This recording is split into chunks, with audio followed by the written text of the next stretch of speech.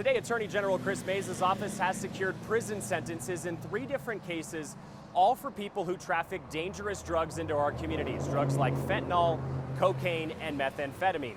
And today she told me the people now off our streets are not your run-of-the-mill, street-level drug dealers. The successful seizure of hundreds of pounds of some of the most potent drugs in the world. We wanted to point out just how dangerous this stuff is. They sat next to Attorney General Kris Mayes Wednesday, the fruits of labor by detectives with Chandler Police and Arizona DPS in 3 different criminal cases over the last year.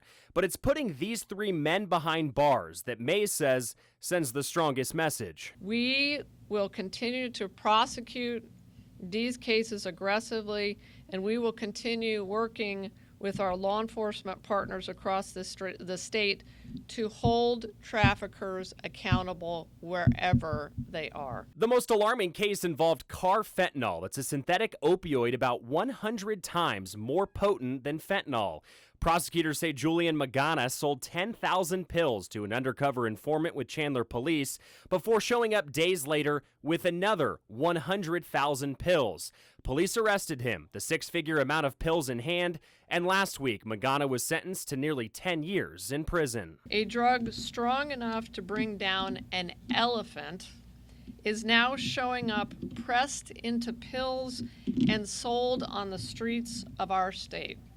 And it represents a major overdose risk for anyone using street drugs. In a second case, Chandler Police stopped a vehicle on I-10 and discovered a hidden compartment packed with 238 pounds of methamphetamine.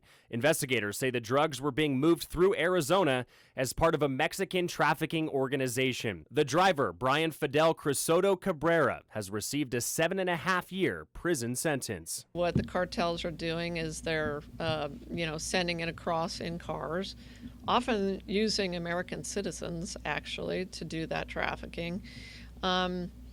It's also being sent over sometimes by drone. The third case involved a Phoenix home where authorities say drugs, guns, and young children were all found under the same roof. Investigators recovered cocaine, fentanyl, marijuana, and 7 firearms all inside the home.